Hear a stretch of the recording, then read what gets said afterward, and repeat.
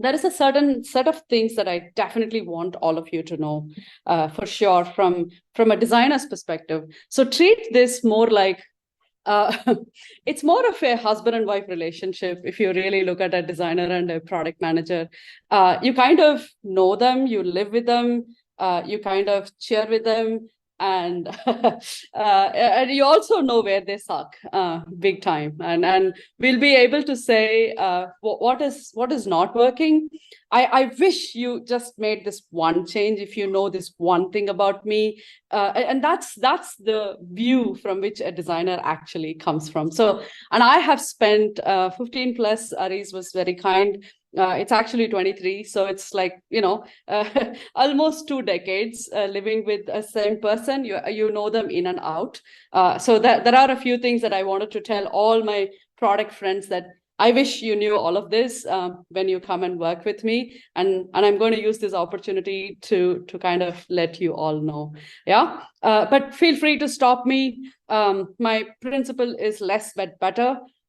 Even if you are learning two things, I want you to know that two things really, really well, because that two things can transform you rather than 20 things. So feel free to stop me.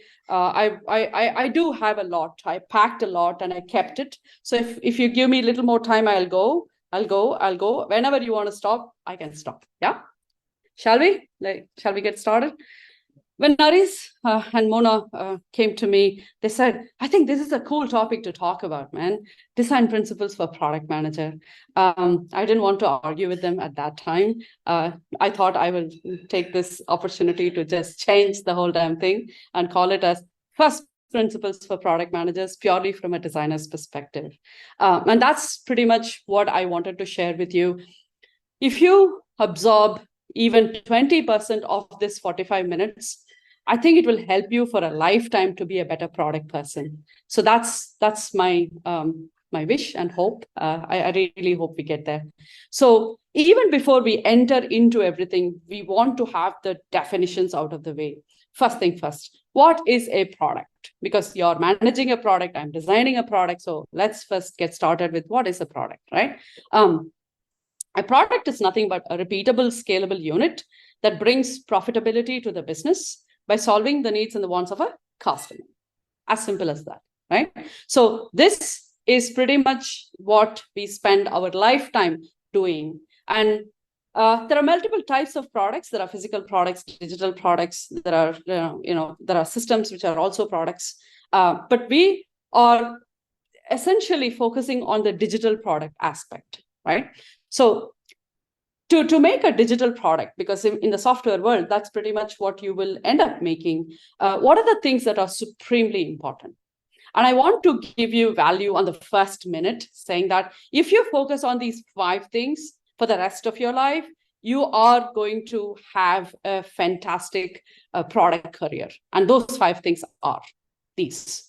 First one, being customer obsessed, ability to influence better, ability to work with stakeholders, partners, triads, and making sure that you are able to think better and you are making others to think better with you. That's influence. And if you can influence better with or without authority, yeah, influence is the least common denominator for all of us. And if you know how to ship and learn based on what you ship, and I'll tell you why we should ship and learn, because you will not be able to learn otherwise. And ability to collect evidence after you have shipped, and you should be able to learn it from your customers, whether it is helping, not helping. You'll understand why you are doing that. At least today we will be able to cover that. And ability to tweak continuously, because it's a continuous game. It's not something like, oh, I've shipped a product and it's there forever. No, it doesn't work like that. If Aris gave me a full day, probably I would go with each and every item in its depth. But today we have only 45 minutes. So I want to just give you something that will give you the most ROI, right? The first one, being customer obsessed. If you usually talk to a product person, they take it very personally when I say be customer. Or are you saying that I'm not? Or are you saying that we are not customer? Or do you say that we don't care about our customer? Do you know last week itself we talked to 38 customers? There is a difference between interacting with your customer and being customer obsessed. And that's exactly what I wanted to add value to you. Yeah, because your customer obsession will give you exponential ROI. I mean it.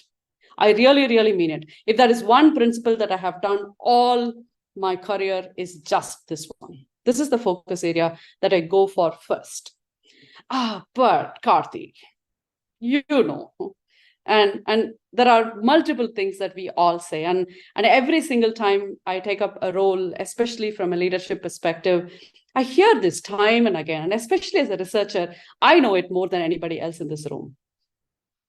I don't know who is my customer. My customer is asking for a faster horse. I don't get to talk to my customer. Data-driven decision making, it's data first. Yeah, we don't have that also. Our customers are very distracted. They are pulling me in multiple directions. They said, if you ship this, I will buy it. But they didn't buy it and I shipped it. Common, right? We go through this all the time. We don't have time for research. We don't have researchers. Are you saying that I should also become a researcher? Our customer keeps dodging us. They keep asking for new features, but there is no sale. What are you talking about, right? Yes, all of it is true. The frustration is absolutely real. But here is our time to change the lens from these obstacles into opportunities. Yeah. And I hope I give you a little more empathy today towards changing this into an opportunity. And when I mean by empathy, all I'm talking about is awareness, right? When you have good awareness, your acceptance gets better. When you have great acceptance, your ability to problem solve, your actions change. When your action changes for better, your life changes. So my hope today is to give you that bit of awareness so that your actions are awesome as a product maker. Okay, so let's go. Why should you care about customer obsession despite all the pain that we talked about? This is why. Yeah. Feasibility, desirability, viability. You have heard this time and again. And even people made millions out of these three circles. Yeah, this is what is sold as design thinking. Sometimes people say that this is product management and you do viability. And that's what you do as a product manager. BS. A lot of BS is around. But I do want to get to the core of it, right? If you do not understand desirability, feasibility, and viability together, your product experience will not flare. Most importantly, if you don't know what is desirability? The ability to understand the desires, right? The desires are nothing but the needs and the wants. The needs and the wants of whom? Of your customer. So this is more of a three-legged stool. And if you don't understand desirability, this is what ends up happening to you. I mean it. Yeah. And a lot of times I have seen that there are companies who have no idea about desirability, but they have launched product. God help them. Seriously. Yeah. If you don't have a hold of desirability, what are you going to make it feasible? What are you going to sell and make it viable? Yeah, without understanding these aspects, how will you make a product? For that, we should first understand what is your role as a product manager. What is the outcome? What is that you are delivering? You're not delivering feasibility or viability or desirability. What else? That's the question, right? You are delivering something around it. You own product success, mate. That's what you are here for. That's the job of a product manager. And the center of all of this is your product experience, which means your product experience is a shared responsibility. But Karthi, I don't own feasibility. I don't own viability. I don't own desirability. And how the hell am I supposed to own product success? And hence, the job of a product manager is extremely hard. I mean it. Very few people can do a good job of it. Some think PM is a PM, postman, running between this team and that team. Yeah. Some think it is a project management, sitting in all the Agile and Scrum meetings. And some think it is a program management. You manage it as a program and not as a product. But product management means it's all about product success. Your ability to work with all the three functions and deliver product success. Product experience alone will not give you product success, right? There are so many awesome products which are amazing in experience, but they don't make money. A product that doesn't make money and meet the needs and the wants of the people, it's not a product. And if it is not repeatable and scalable, it's a system. I mean, it's a type of a system, it is a service, but that's about it. Yeah. So I want this to be like etched in your heart now and forever. How will you deliver product success without meeting desirability? Because desirability is a foundation for the product success. Let me put this in a simple visual so that we'll be able to understand. Today, we are talking about customer obsession. So let's have everything with the customer as the center. That's the customer. And that's how many businesses who are trying to meet the needs and the wants of this customer. And that's what we call as a market. Take an example. You can send an email using Gmail, using Outlook, using $30 a month in Superhuman, or 6,000 rupees a year using Hey, or Zoho Mail, Proton Mail, whatnot. 1,000 email providers are there. Now, ask the person in the center, what do you want? That is desirability. Now, let me rearrange these circles and show you where desirability actually sits. Yeah? It sits outside of the business and with a customer. And when you give value that meets the desirability, they will give value back to you in the form of currency. And that currency is what adds to your business's profitability. And you're not the only person. Look at that desirability surrounded by so many competes. Yeah. Now, the customer is the chooser. The user is the chooser. And they choose what value they want. If you're not there, there are 1,000 other competes, in the market. As simple as that. So let's bring this into the actual terms of business, product, and customer. Here you go. This is it. This is yet another screenshot that I want in your heart forever. Yeah. So your customer doesn't sit with you every day. It's sitting outside of your business. There is a business that you're able to run because you have something of value, which is repeatable and scalable. And who make this happen? The genius teams behind it. You and me make it happen. Now, if there is any kachara in that business, you tell me, is it a customer's problem or is it your problem? Yeah. Engineering team fighting with design team and design team not okay with product management. This is your bakwas. You deal with it because the customer doesn't care. Right? So, but Karthi, how the hell do I understand this customer? That's exactly what I wanted to talk to you today. That's it. That's the only thing. If you can take that with you for today and for your career, you will shine. And it's simple. I'll share the secret of this simplicity. And it comes from our evolutionary biology. The good news is human beings haven't changed in the last few thousand years. I promise they're not going to change for another 1,000 years. By then, you and I will be dead. Let people deal with it. Yeah, for the next 1,000 years, let's worry about it. What do I mean by human beings haven't changed? Evolutionarily speaking, we are 99% similar. In fact, I have to go 99.9% similar. We are only 0.1% unique. Is it okay if we ride on 99%? Is it a good percent? Is it a good mark? Yeah. So your focus are three things. First one, pin the customer's context, because you're looking at a human being in that particular context. Write down the similarities. Understand the difference. Even if you can't handle the difference, it's okay. 99%, if you are able to deal with it, you will rock it. Okay? So this is what your customer profile does to you, right?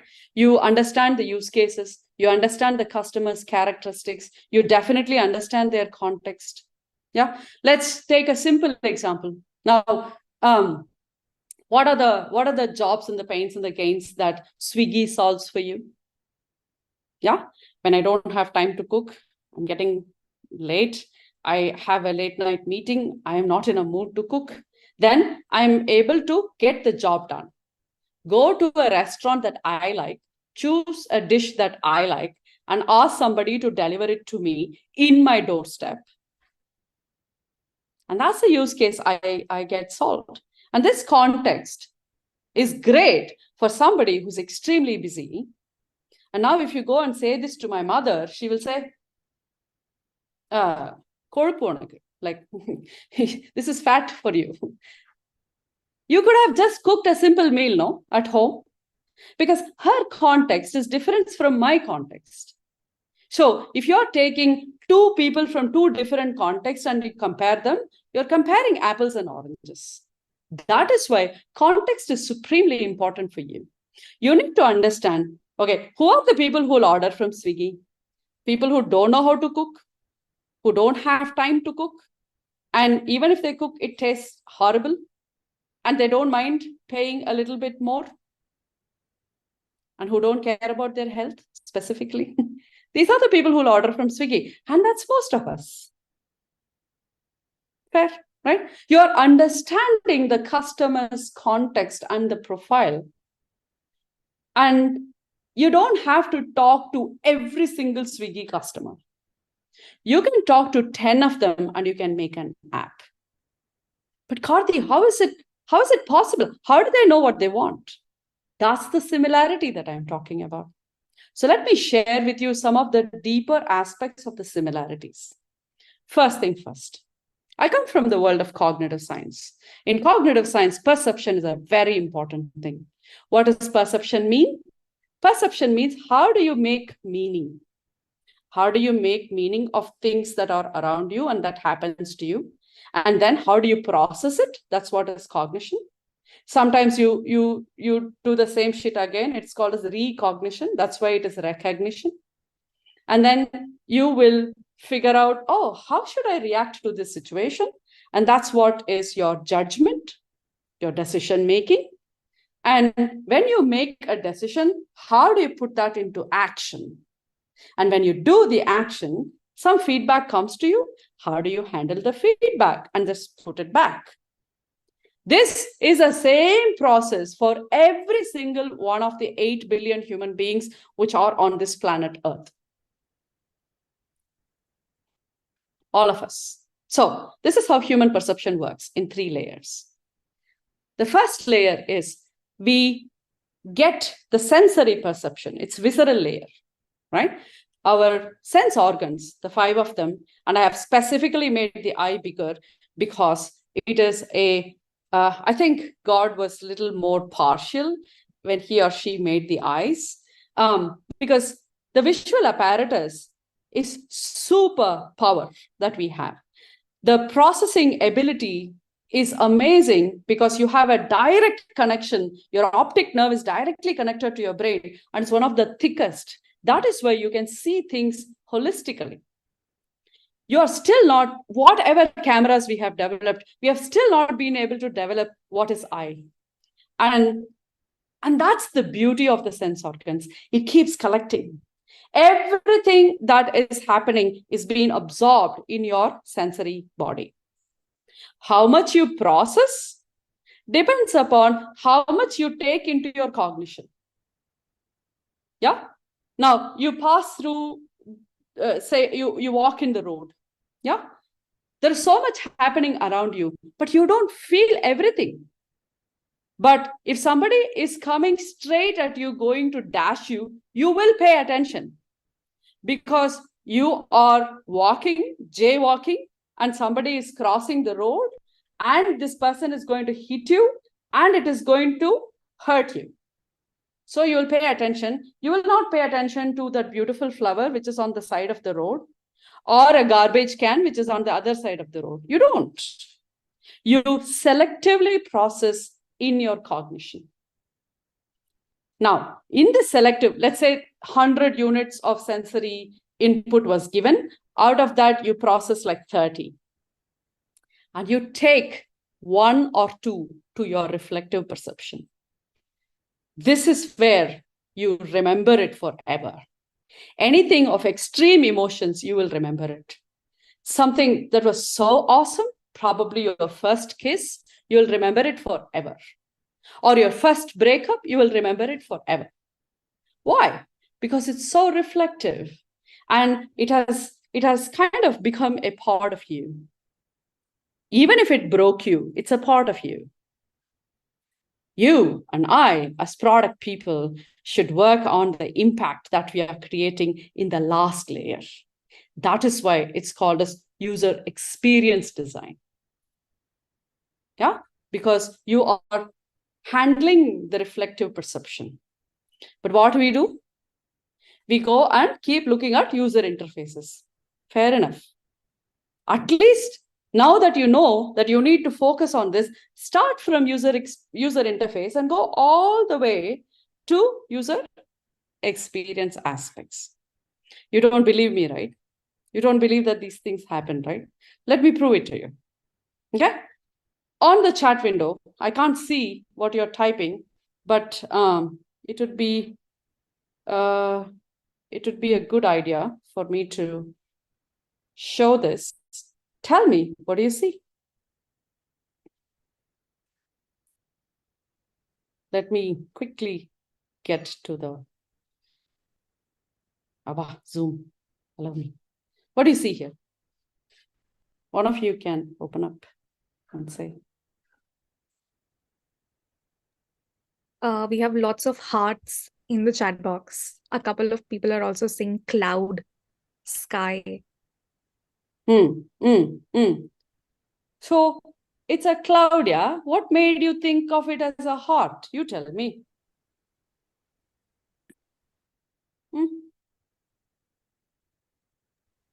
Let me show you something else.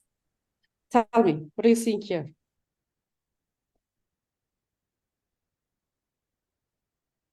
Fish? Yeah? Yeah, lots of fishes in the chat box. Lots of fishes? Yeah. Is it really a fish? What makes you think that this is a fish? Something to think about. Okay. Tell me, what do you see here?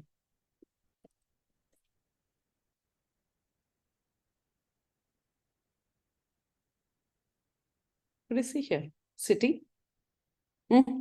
Nobody is telling me circle, square, nothing. Right? So I didn't tell you anything. I just showed you images. How come there is 290 of you in this room and all of you are trying to say same things? It's a heart. It's a fish. It's a city. Why? Because we always perceive things as whole. The whole is always greater than parts. And then how do we go and present it in our exec meetings? This particular MAU dropped because of, and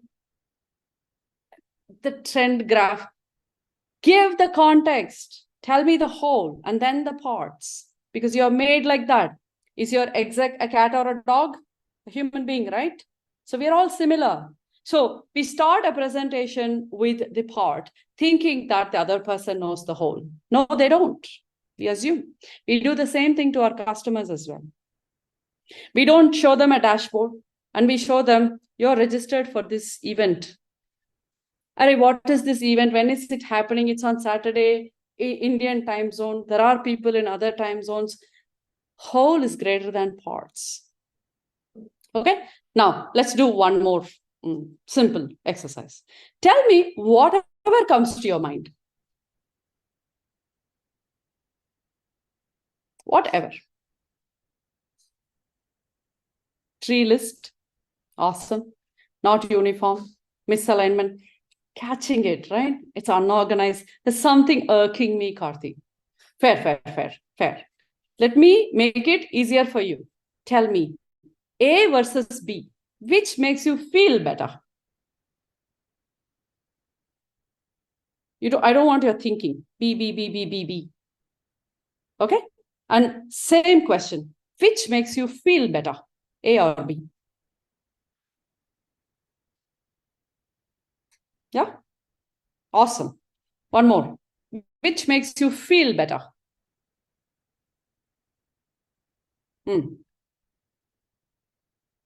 Yeah? Mix it A, B, but 90% of you are saying B. Yeah? Which makes you feel better? I'm not asking, give me your rational ideas. No. Yeah? Which makes you feel better? Trick question. Yeah? Okay, cool. Which makes you feel better? A and B. Huh? Awesome. Yeah. It's attention gaining. Fair enough. Which makes you feel better? Array.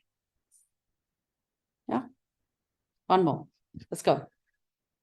Which one?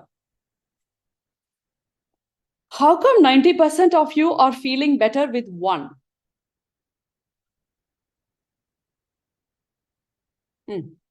Which one? B. Okay. Let's see. I'm hoping to get different answers. Still B, huh? Okay, cool. Awesome. This is a simple proof that I don't have to tell you anything. And we are all made the same way. Do you all know each other, the 290 of you? Yeah? Hardly, right? How come you're answering in a jiffy about the same things?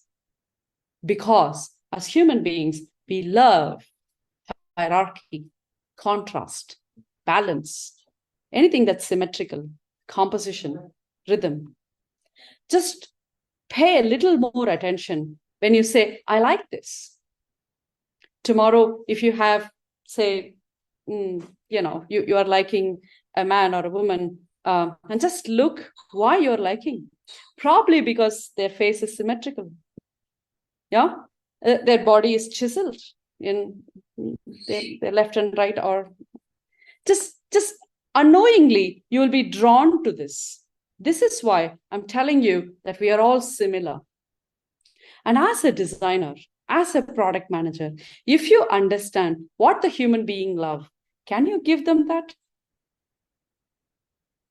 Little bit of hierarchy, little bit of good contrast, little bit of symmetry, little bit of composition, rhythm. Can we give that? Yeah. This is what we called as Gestalt psychology. And these are all the principles of visual perception. And if Aris gave me 2 more hours, I would have actually gone into each one of them. Yeah. But when you are able to distinguish things, if there is a big basket app and the app tells you, do you want it to be delivered at 5 to 7 a.m.? And if your vegetables are all visible in the background, you'll be confused. And if there's a beautiful black layer, which tells you, hey, you are on the vegetable page, but you are selecting when to deliver, you'll feel better because you're able to distinguish.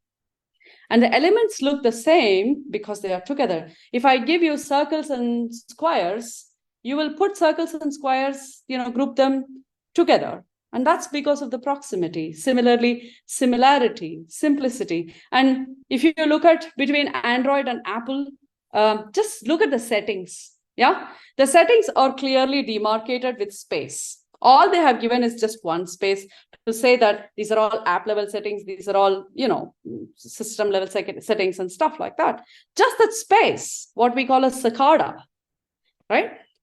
Which means your eye stops there and it kind of recognizes that this group is separate from that group. Simple things like this.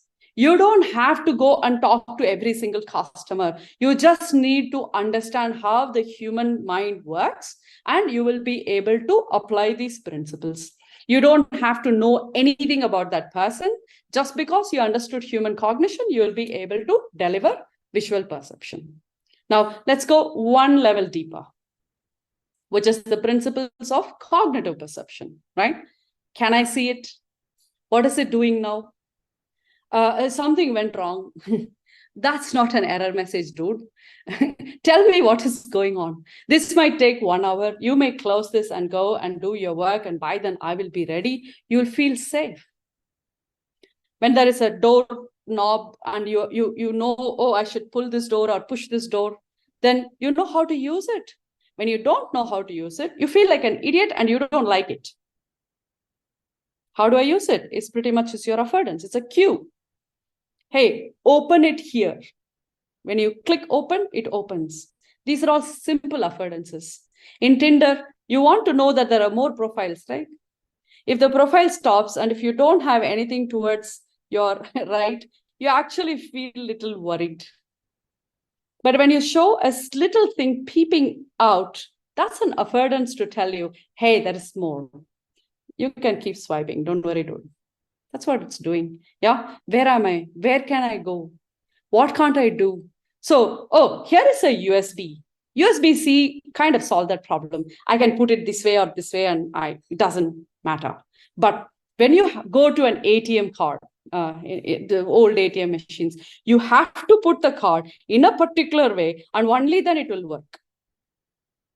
Yeah. Isn't it frustrating when the ATM eats the card? Because the constraint is not applied. Sometimes you need constraints. You can't even put the card inside because the principle of constraint is used, right? Consistency. Red, green, and amber. Red means don't go. Green means go. And if you come and tell me red means go, then I will be confused. So keeping up the consistency. Doesn't it sound like common sense to all of you? Yes? Yes or no?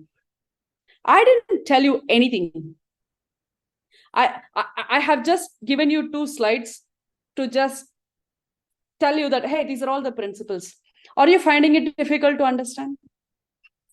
No. Why? Because you are human beings. You live in the human system and you work with human beings. You're surrounded by human beings. You all are the same. That is why it feels like, I know this. This is common sense. So when your boss comes, and if you're a designer, and if your boss comes and says that, that's just extra common sense, right? In my fiery self, when I was young, I used to say that what you don't have, you hired me for. But these days, I'm a little more empathetic with my gray hair. I tell them that, glad you found that this is easy to understand because it's common sense. You and I are similar. Our customer is very similar to us. That's exactly what is happening. Yeah, fair enough. Is this making sense, folks? Yeah. Awesome. Cool. Stop me wherever you feel like. The rest of it is going to be some things that you usually don't get in YouTube and in the blogs and things like that. Till here, you will be able to figure it out. As a visual designer, if you just go ahead and ask for visual principles, you will get not like this, but you will get something similar from the internet. So I'm going to trust you that you will be able to search the hell out of it. Let's go. Things that are not available in the internet. The first question, the first question that you will ask is like, but Karthi, how are you saying that we are so similar? And I want you to start taking everything that I'm going to say with applying it to you first. And imagine a customer and apply it to them. And imagine your boss and apply it to your boss. And imagine your parent and applying it to your parent. And I want you to stop me when you feel that they are not the same. I bet they are the same. Let's go. First thing first. All human beings are energy efficient, pleasure seeking, pain avoiding creatures. All of us, including your customers. Tell me if this is not true. You love to laze around on a Sunday afternoon, watch Netflix, eat chips because it is pleasurable and you're not moving much and hence it's energy efficient. You're not having anything that's bugging you, pain avoiding. We love these states. Do you all go for a 2-hour run in the morning? How many of us in this group out of 290 people? Hardly. I bet maybe there will be one person, but I doubt that also. 2 hours. Questionable. Why? Because it takes a lot of energy. It gives you a lot of pain. And there is very little pleasure because if you don't run for 45 minutes, even runner's high will not come. Your endorphin will not secrete. Simple. That is why we don't do those things. This is just human nature. This is the default human being. And we talk about cognitive biases as if there was a mistake in us. No, you are made that way. That's a feature, not a bug. Okay? We have about 320 cognitive biases inside us. Why? This is how we can be energy efficient. Good, bad, right, wrong. I like him, I don't like him. This will not make you overthink in front of a tiger. Should I run? Or should I watch? No, run, because he's going to eat you alive. And that's why we had these cognitive distortions in us so that it will help our survival. Survival and procreation are the two important things that we care about, only those things. Survival first, procreation next. Yeah. We are emotional beings first. We want to be rational because it's predictable. And the whole room will have one answer to the one question. But we are not that kind of beings, right? We are emotional. And the minute we understand this, we understand our customers better because they are not telling no to your product. There is something bothering them and they are not able to express it in words. Yeah. There are some products that are pushed to us because somebody else took the decision. We'll come there as well, which is pretty much what you do in your enterprise suite, right? You didn't choose that software, but it was pushed to you by your company. Yeah. And just think about it, the emotions that you go through. We prioritize our survival. We talk about selflessness, moral values, and all of that stuff. But you know what? By nature, it's all about our survival. We don't mind throwing somebody under the bus if it is going to be helpful to you and you will survive that. Nothing wrong, but just the nature of the beast. You're working with them, you're living with them. Yeah, so at least you should know that. Yesterday's wow becomes today's hygiene very quickly. Yeah, we were gaga about Netflix and Prime because there was a time where we had to run to, a PVR to get tickets for a Rajinikanth's movie. Today, I'll watch it later. Jailer, though, I don't even want to watch it. Forget it. Right? So yesterday's wow is today's hygiene in many, many ways. As human beings, we chase novelty and scarcity. We don't like to be in the state of abundance. We keep want to torture ourselves to go ahead and ask for something that's not available. Yeah, and stop me if some of this is like, hey, I want to argue with you more, Karthi. Fair enough. Stop me there. Yeah. Let me see the chats as well. Can you please elaborate this point at so many levels? Yeah, because we are just talking about the nature of the human being. It's just human nature, 101. Human beings are hoarding machines. How many of you are clicking all these screenshots? I bet none of you are going to see that ever. Yeah? we are hoarding machines. We love to hoard. These are 100 top resources for a designer. We love to click save. How many times you went back to your bookmarks and looked at all the saved ones? Hardly. We are hoarding machines. Yeah, Sneha.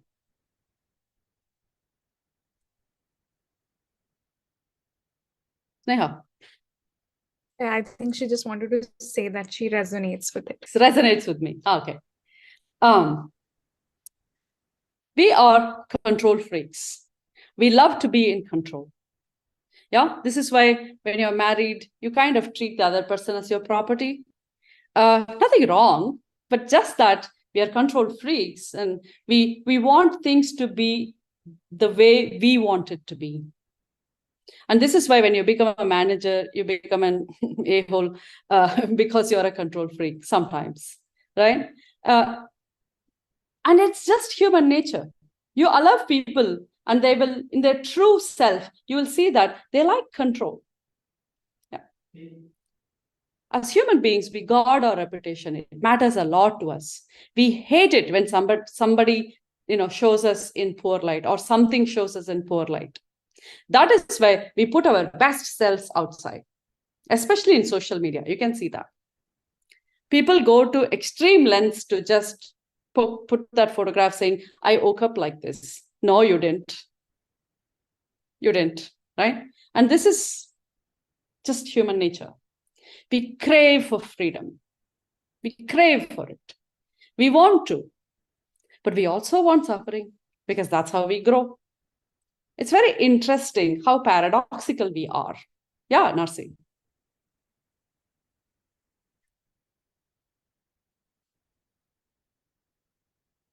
Hey, folks, just open up and just stop me and say, I have a question. And yeah.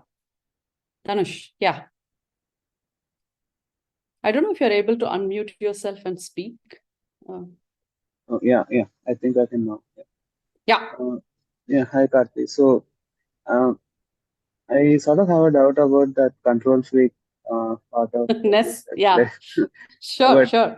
Don't you think like a few of us, like, like to be controlled and like to be told what to do? We want to avoid that, like load of thinking of what to do and how to. Yeah. I'm glad you're bringing this up, Dhanush. It's not in our nature to kind of be told what to do. Yeah. If you get an opportunity, you will start controlling things. Do you just take whatever your mother cooks for you without a question? Whatever your wife gives you these days, wives don't even pack lunch, so that's a bad question. But yeah, do you? You don't. You want things a certain way. Probably it is too many years in a service organization or a corporation that makes you think that I don't want to think more. But the same person, when you're passionate about something, you will start doing it your way. We like to do things that are resonating with us, that gives meaning to us, that gives purpose to us. If I push an activity on you, which does not give you any meaning, which does not give you any purpose, you will not like me controlling you. Yeah, as long as it works, fair enough. You must have given up by now saying that, okay, say whatever, I will do whatever you're asking me to do, as long as I'm paid. That's called a job. That's not a career.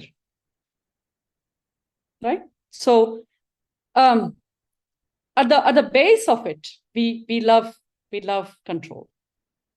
Yeah. I was just, it's not philosophy. It's just the nature of the human beings. It's not at all philosophy. Let me put it this way.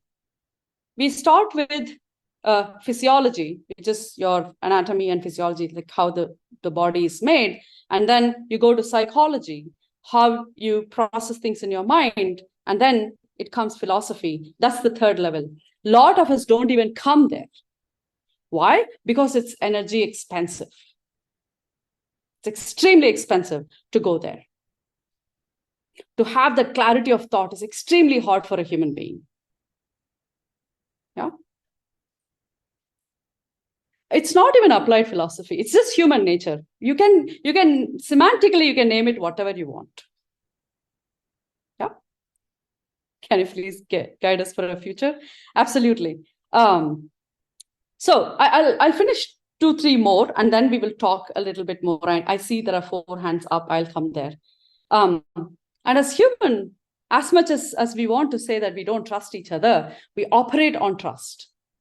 When you are able to trust the other person or trust the environment, you actually do better.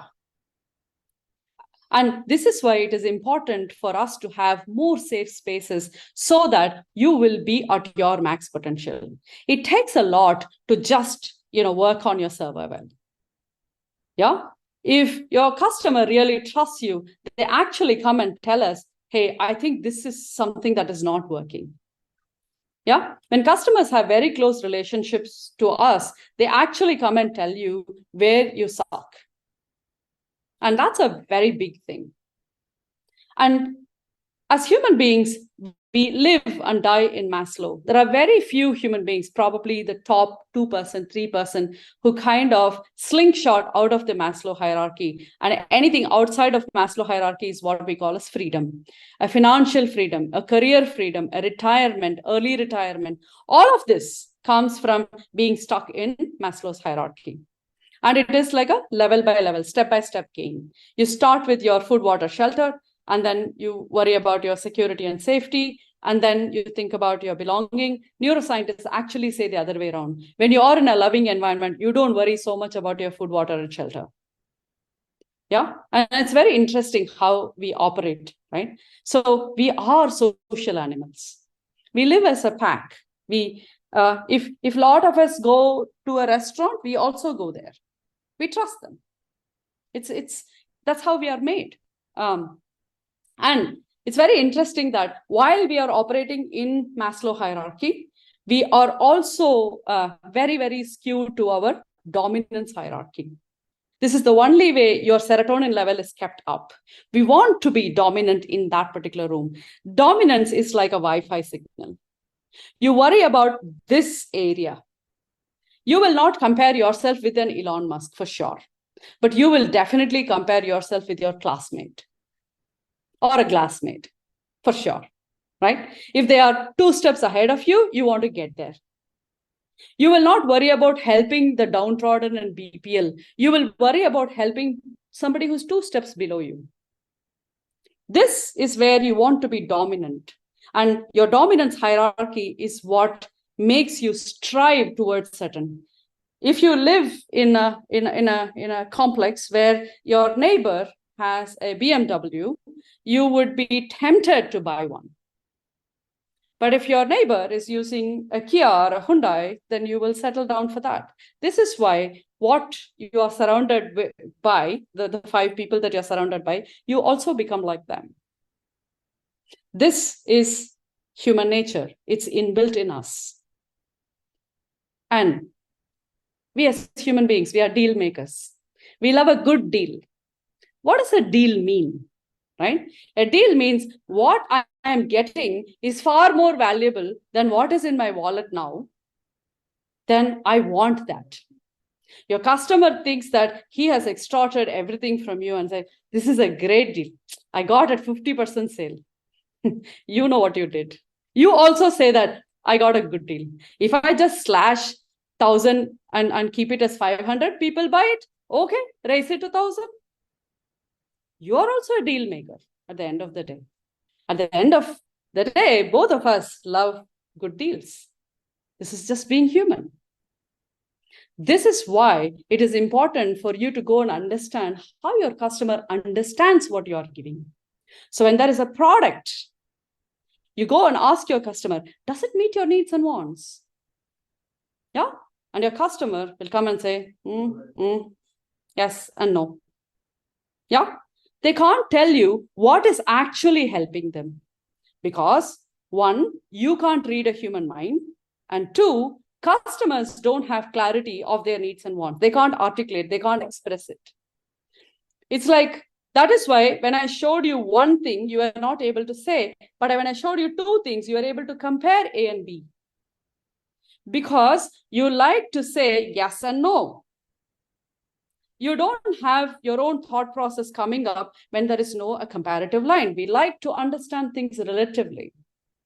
All they can say is yes and no. Sometimes meh. That's about it. Now, it's your job as a product maker, it's your job to go and understand how to decipher and synthesize what that yes and no means. It's not a complete yes, by the by, and it's not a complete no. There's always a grayscale. Just go and understand. That is why your research, both analysis and synthesis, is a pivotal skill for you. It's supremely important. Oh, Karthi, but we don't have data. You don't have to have data. Start with a hypothesis. End with evidence, which validates the hypothesis. Yes and no is good, but at least go and validate it. You are starting with a guess, how hard it is. Yeah, this is what Amazon's one of the design, or not design principles, leadership principles says, being right a lot. Right? Being right a lot means you are able to start with a hypothesis. You can start with a guess, and then you will be able to validate that particular hypothesis. Yeah, Neil.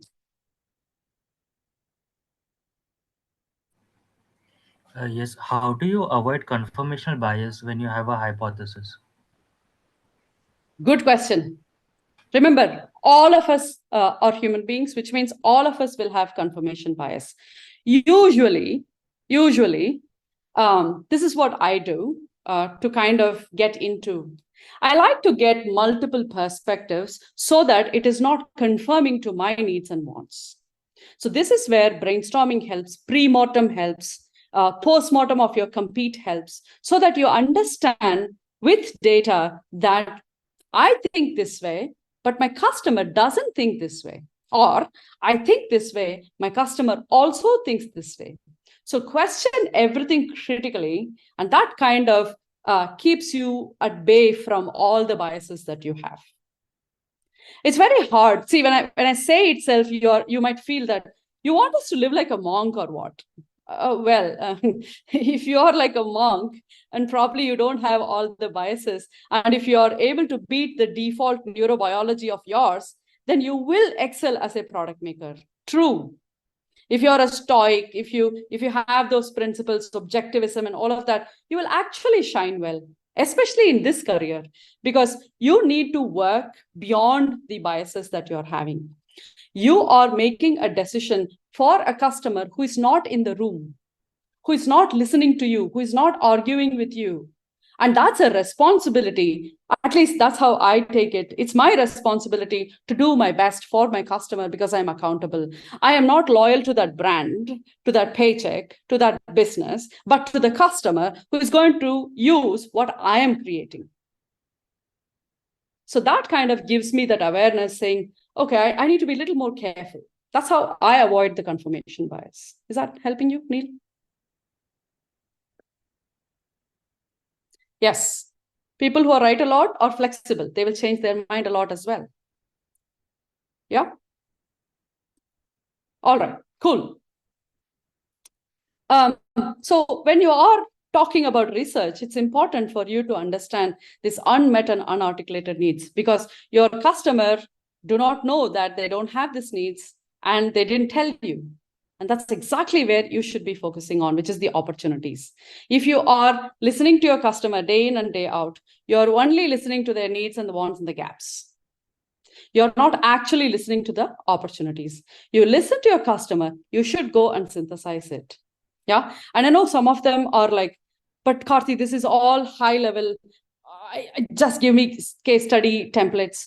Give me some templates. Believe me, a coloring book never made an artist. Never.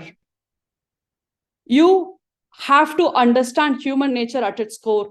Go and write down all the things that you have understood about your customer. Put it out there in as a part of your portfolio and say, here is why I made this decision for this product. People will hire you. 1,000 templates I can give you, but you're not going to become a great product maker, unfortunately. Yeah. So folks who are feeling the impatience You must have seen this when you're losing weight, right? I want that scale to change immediately. No, it takes time. When you do the right things will happen. You will not be able to, see the outcome immediately because you need to handle the input and the processing so that you will be able to see the outcome. It's again human to be focused extremely on the outcome. Yeah, we don't worry about inputs or processing. We don't care. Yeah, this is where we say this human stupidity, but no, it's just human nature. So here is a tip from my side. Before solving problems technologically, please solve them psychologically as well.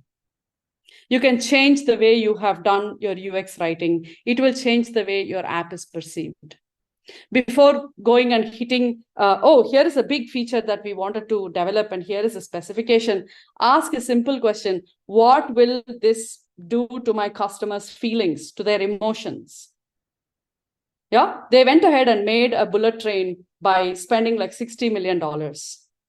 They could have just spent, $6 million and given a very pleasurable ride to their passengers so that 8 minutes that they saved in using new technology could be actually been more pleasurable.